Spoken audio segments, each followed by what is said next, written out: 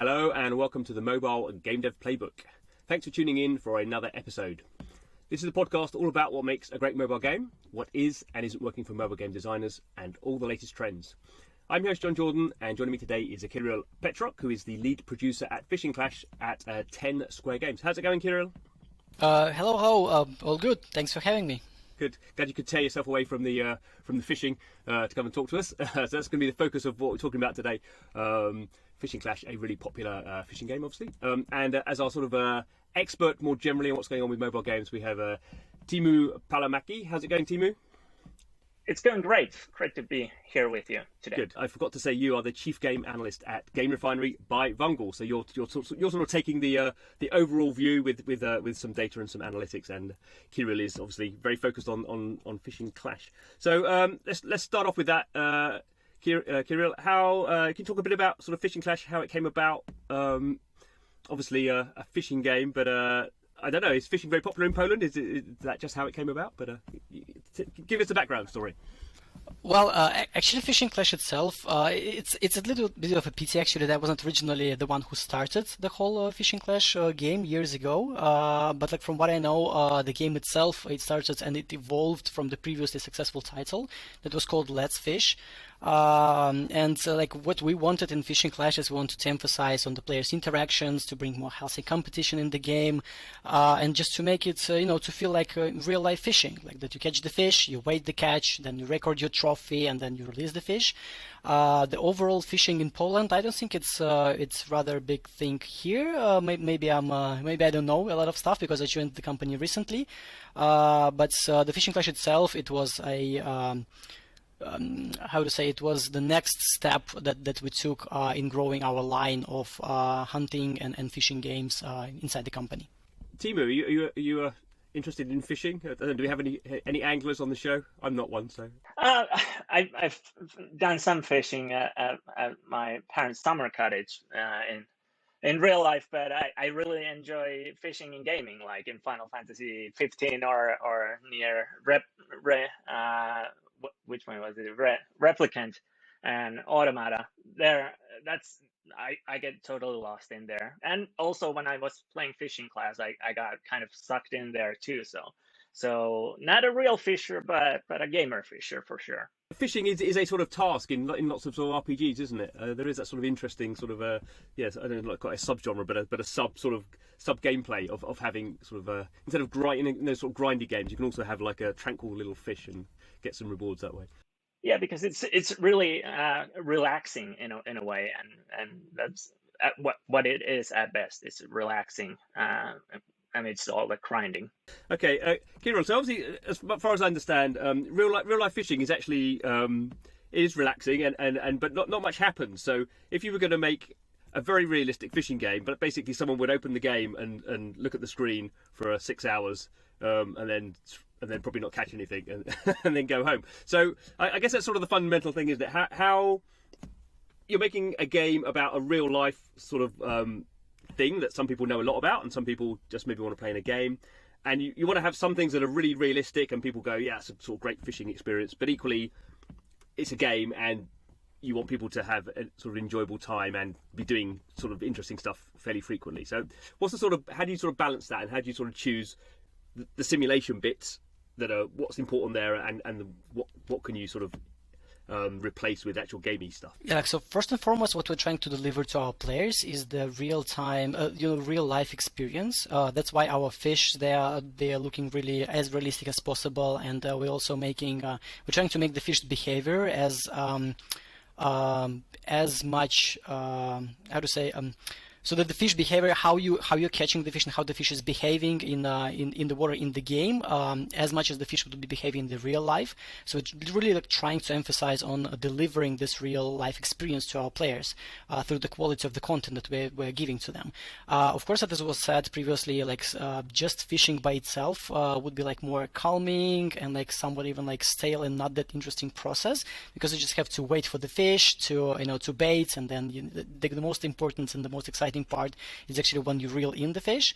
But like in between, you just have to wait, like in real life, right? So here we're trying to make it more exciting by, first of all, giving the additional competition layer to the players, so that they can already they can compete in different kind of challenges. They can compete in duels and challenge one another. And there's also like specific clans feature that we have in the game that allows a bigger group of people to contribute to some specific clan goal. So bringing this additional social interaction to the game, this is what helps to keep our people more interested in the game. Like this is something that gives additional layer to the fishing, to real life fishing as we all know it. That's the whole case. And also due to the live ops events that we are delivering constantly to our players on day-to-day basis, we're trying to push this content and this interest for the players even further. So this is also like the biggest part of our game. That's live ops and all daily and weekly events that we're having. There's some good things I'm writing down there to talk about later, sort of competition and social and clans and stuff. Actually, maybe it'd be good to take a step back and go. You sort of mentioned that the first game was Let's Fish, and sort of Fishing Clash sort of came out of that. So, what's different between Fishing Clash to Let's Fish? What was the sort of because I guess what I'm thinking about is sort of, Let's Fish was released, people were playing it, and then clearly you thought we need to do another fishing game. So what was that? What was different there? What was the sort of features that you were sort of concentrating on in the new game as opposed to the other game? So this is exactly this competition layer that we've been adding. So Let's Fish is more just about the fishing itself. It's just about having a good time in a good environment and having this, chilly kind of experience that you can just go. You don't have anything that's bothering you. You can just it's just you, your rod, and the fish that you're catching. So in Fishing Clash, what we've added this, and again, like why it's Fishing Clash, because we've added this competitive level to the game that you can actually compete in different occasions with the players, and this brings additional joy to the players, and it pushes them to excel in like their fishing skills. Even though like in a mobile phone, but still like it gives additional level of excitement and. That's like the whole point of this evolvement that we took. So we took the best that we knew from the Let's Fish and everything that was a success. We brought this additional layer of competition, and that's how the Fishing Clash was born. So it's just really taking the sort of fundamental gameplay and then adding the sort of the social stuff around it. I should point out it is interesting. We'll talk a little bit about this. You mentioned skills there, and I think it's so.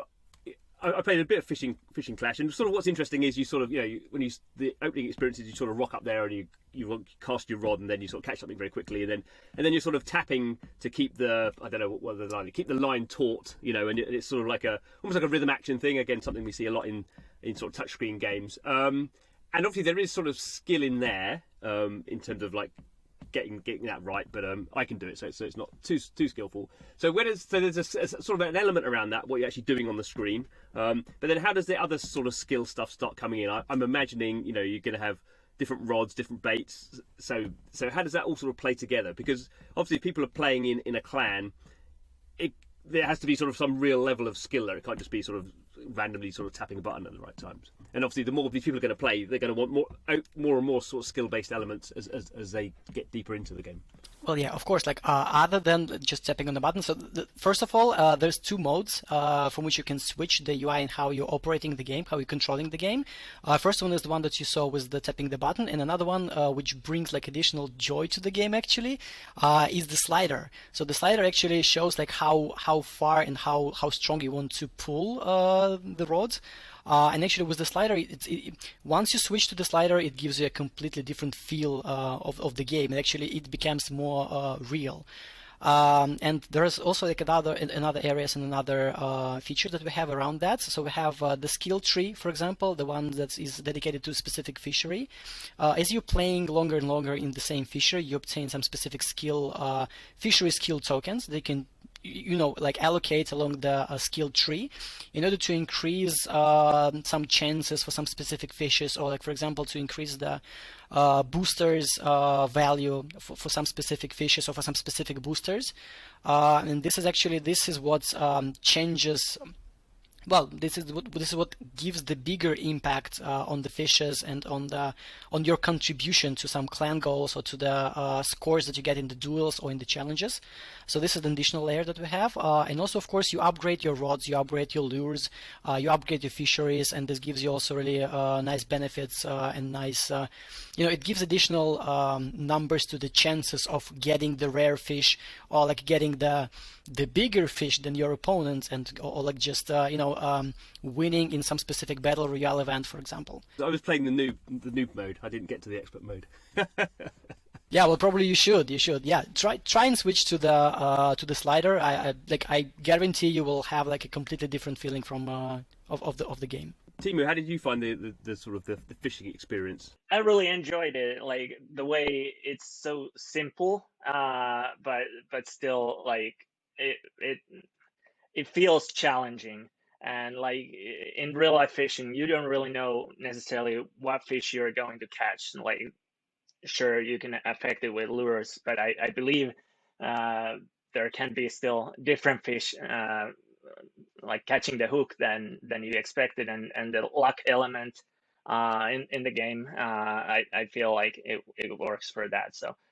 So just the way it's simple, I feel it's approachable to casual audiences, but it still works for like someone like me who likes playing a bit more complex games as well. And definitely the customization option that you can change to more challenging the controls. I think that's a really great way to make it appealing to wider audience. And that sort of plays back to what we've seen.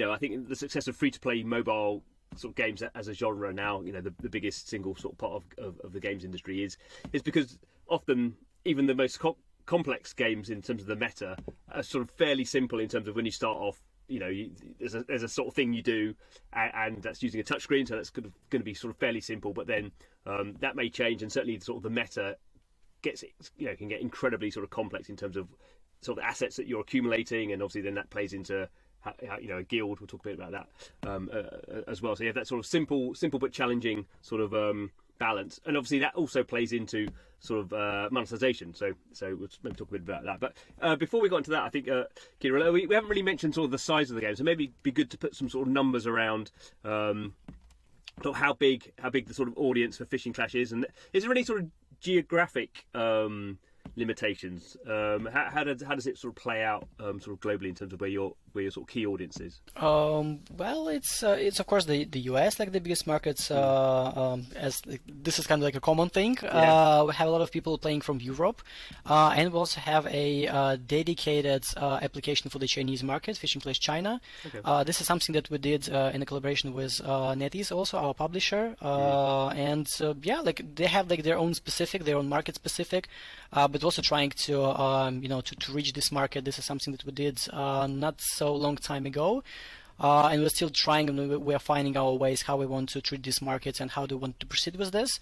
But yeah, it's not that much of a difference actually from other games, of other genres actually. Do you have a good idea of what percentage of your players are sort of regular people who go out fishing in real life? Oof, that's a tough question. Yeah, the thing is that like from what I know, our VIPs, like the players that are most engaged in our game, those are real fishermen. Like we have some big YouTuber fishermen as well that are big VIPs in our game, so they enjoy our game, and we're getting their perspective also while we're building the new features and while we're thinking about the new content that we want to put in the game.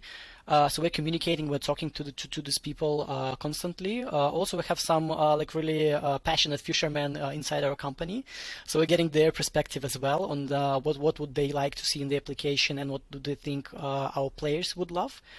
So yeah, like we have this also.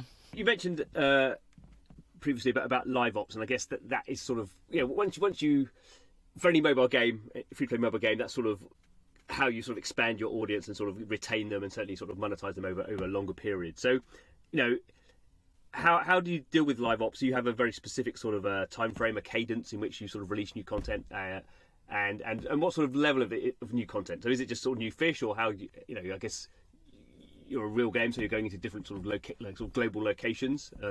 I'm guessing different locations are going to give you access to different fish. So there's that sort of quite key element of you want to go to play this event this week because this is you're going to get these fish you're not going to get maybe for another couple of months.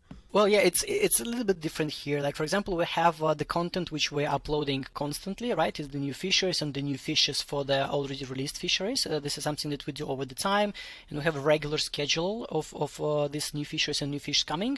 But also we do have some specific live ops events for some sort of like public holidays. For these public holidays, we want to make something really, really exciting for our players. Of course, we are limited, and it's obvious that we do have limitations because we want to be as real as possible with the fish species and with the fishing places, with the fishing areas, with the fisheries themselves.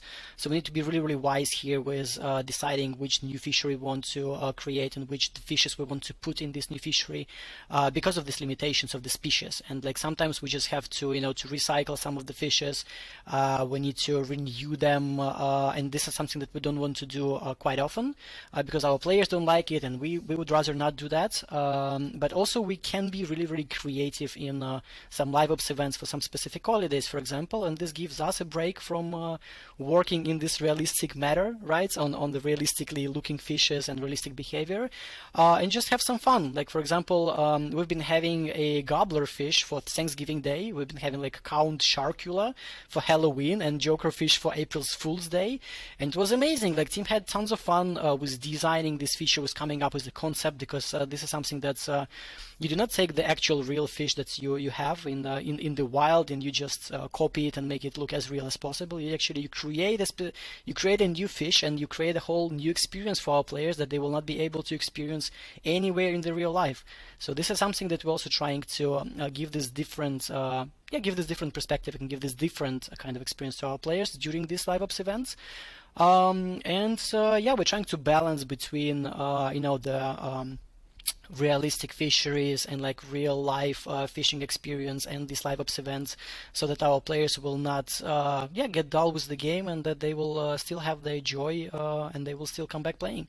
Fantasy fish is sort of interesting, but if you have too much of that, it sort of denigrates the fact that this is a realistic sort of simulator game. So it's actually quite I imagine a difficult balance to sort of get exactly what you want to do, because people have fun, but then equally it's like, well, that's you're not serious enough. You're not a serious enough fish simulator for me to play. But yeah, so as we're trying, as I've already mentioned, to get as real experience as we want to our players, sometimes both our players and we as developers, we need to have a small break in order to come back with the real fisheries and with everything.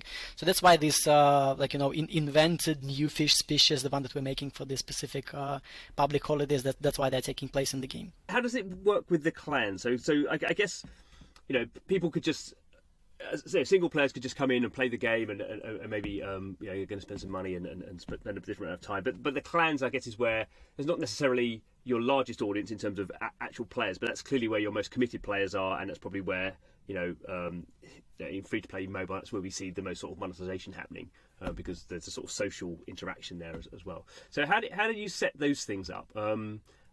And they have specific live events for the clans, I guess, that's driving them, and how do you sort of again get the balance with you want to always have something for clans to do, otherwise they're sort of gonna leave, I suppose. But equally, you don't just want to be sort of getting them to jump through hoops all the time and sort of overly monetizing them. So there's sort of an interesting balance there between, I guess, keeping them motivated and this is exciting, but and them spending, but equally not feeling like you're sort of gouging the market, which is we've seen sort of, I guess, historically in mobile games. Some of those big clan games have sort of had problems around that sort of area.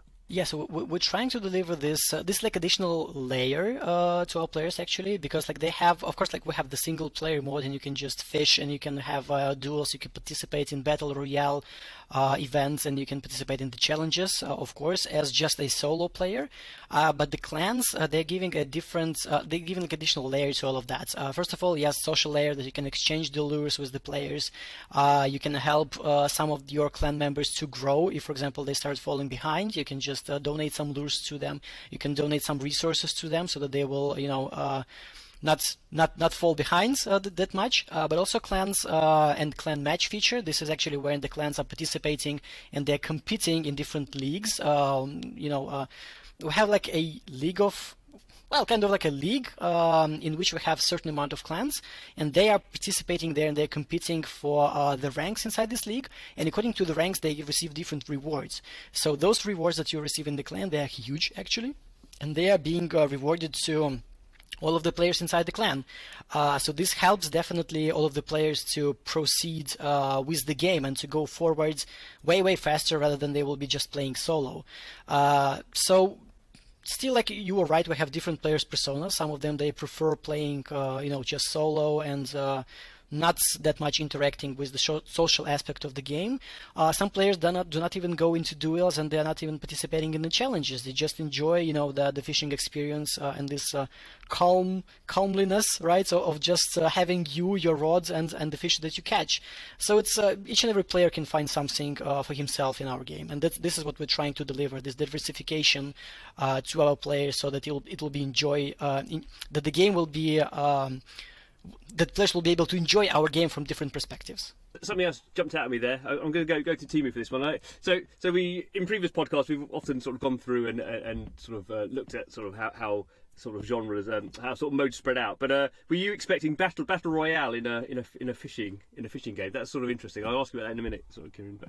But that sort of shows, doesn't it, where you have sort of a game genre that sort of exploded onto the scene, and then suddenly over a period of time it sort of gets sort of hybridized into everything. You probably no game now that couldn't have a battle royale mode. Yeah, it's definitely the hybridization of genres is a real thing. There is a lot of weird mixes. You have your 4Xs with your match 3 mechanics, and match 3 mechanics also in idle RPGs like AFK Arena, and just merge mechanics in 4Xs, whatever. So people are bringing different genres, and players are playing different genres. So basically, you're not aiming for just the people who play fishing games, but you need to kind of widen the net right now to be able to get those players that might enjoy some different features. So it's definitely worth looking into different kind of genres and seeing if there's something that sparks some inspiration in your mind, and see if that could fit into your game. So it's definitely interesting. There's so many mobile game developers out there now, and sort of trying so many different things that it does sort of make sense, because you can't, when everyone knew that Clash of Clans, Candy Crush was massive, but you couldn't just do another match 3 game, because how are you going to compete with them? But obviously, adding match 3 games with building mechanics, and you have play rigs and all the the explosion in that, and then people understand, right, we have match 3 and building, and then you get the hybridization on top of that as well. And so yeah, actually it's quite a you can see for the audience is sort of excited that there's a basic thing they sort of understand, but it's sort of mixed up. I mean, I guess without getting into cooking, sort of different ingredients. But Kirill, so how does battle royale fishing go? That seems interesting. It's just as we've been thinking about adding different competitive layers to our game, we've decided, why not battle royale? Like you just have a specific amount of people, and whoever comes up to the challenge, this person will be at the top, and this person will receive good rewards. We have also some places: the first place, second place, and third place. Up till the fourth place, people are getting rewarded with some rewards. But this mode is, it's rather successful. For example, I've been using this a lot while playing and while leveling up the game, because I've been managing some specific fisheries in order for me to excel at these fisheries and the events that we've been having on these fisheries. And I was not missing any battle royale events on these specific fisheries, because I was almost the best, because I've been maintaining and I've been trying to. It's a matter for me just to show off and just to to fill up my inventory with the boosters and with and what's not, in order to proceed in the game further on. And honestly, I think it's really nice. It gives additional diversity to the players. If they don't want to play Battle Royale, they're not forced to play it, because it's just a separate mode that they can enter. They can also skip it if they would not like to be playing this. We're just trying to deliver different experience for different players. And in terms of sort of, where you are, I mean, I guess, as developers, you always have the sort of short-term sort of things that you do, maybe more in the live ops thing, and then you have the sort of more medium-term, long-term things, which is sort of adding new features. is there anything you can talk about sort of what you're looking to do there? Because again, I guess it comes back to balance that. There's a lot going on in the game with live events, and people sort of get quite committed to a game they've been playing for a while. And I think my impression seems to be for some mobile games, they sort of get to a point in which not quite they're jumping the shark, but they want to show that they're sort of can make radical changes in the game or add sort of quite big new features. And often those, while sort of really interesting to a certain kind of set of players, can then actually be quite off-putting to people who are played the game for a while and are quite happy with what it is. So I don't quite know whether you have any of those big changes yet, but can you maybe talk a bit around what's going to happen and how you think about sort of balancing short term, long term. Yeah, of course. So like we've changed a bit the approach since the time that I've joined. We've implemented the MVP kind of approach, right, to our features. So each and every feature that we're doing, we're trying to find like the minimum valuable thing that can be from different kind of perspective, from product perspective or from technical perspective. We're having a relatively short iterations, like our sprints are running in 3 weeks, and each and every sprint we're releasing something valuable and something meaningful to production in order for us to evaluate it. So we're evaluating each and every feature, the one that we're having. It can be A/B tests with the actual players, it can be just internal play tests within the company, it can be play tests with a specific group of VIPs, like for example if you want to get like their perspective as well, and after this several iterations of polishing, A/B testing, refining and making changes and adjustments to the feature, this is how we're delivering the best feature for our players, the one that they will be able to enjoy. It's not an easy process though, because we need to make quite a big amount of work in pre-production actually, because production is really fast. Like in one sprint we are able actually to deliver with our resource that we have and with our structure to deliver something meaningful to production. But in pre-production, as I was mentioning previously also, we need to spend a lot of time with feature evaluation, with like defining the high level design of the feature, and putting this feature through the whole pre-production pipeline, where we have a lot of steps actually that we're taking. And even though like we have this approach, and even though we are making this big process of pre-production, still once we release the MVP of the feature, changes might come, because we're really trying to be flexible here, and we're trying to be super reactive to the player needs and to what player like in the game, and that's why this is also like exactly why we're having these short iterations, and why we're giving us space to make changes. So that's the whole point. Big changes though, the one that we're having, we're discussing them even more in details. We're trying to polish them as much as possible from different kind of aspects and from different kind of perspectives, but yet again, it will be play tested definitely, it will be A/B tested definitely, a numerous amount of iterations before it will actually reach the whole production, the whole population of our players. As an outsider sort of looking in, Teemu, I always find it sort of fascinating how, again, with sort of this live ops sort of situation with free-to-play mobile games, it's sort of how much work sort of now goes into games that potentially is never seen. I think it wasn't that long ago where everything a game developer worked on basically got shoved in the game because we built it.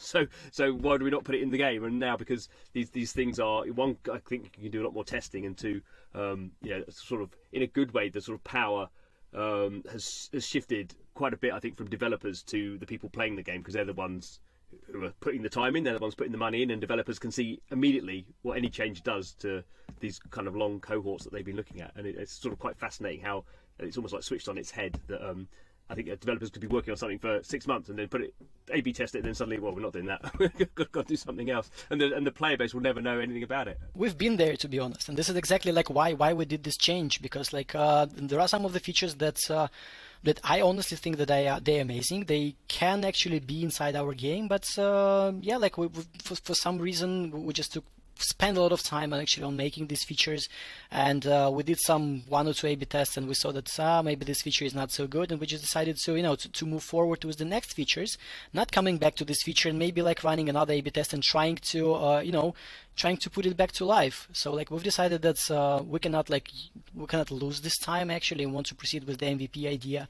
with evaluating this idea in production, and checking if this is something that will work, if this is something that our players will like, and if this is something how we want to push our game forward. That's like the whole idea how we came up with this MVP approach. Yeah, and one thing that came to mind, like the many games or some games that I've seen have been doing testing new features as non-recurring events in the game. So whatever they build, they bring to the game as this is a one-time event, and get some player feedback and get the statistics that who actually engages with the event. Then they run maybe a survey after the event and see like what kind of feedback they get, and then suddenly maybe like 4 months later you have the similar event but slight changes based on player feedback, and then suddenly they bring that event as a permanent feature. So that's something that we've also seen a little bit.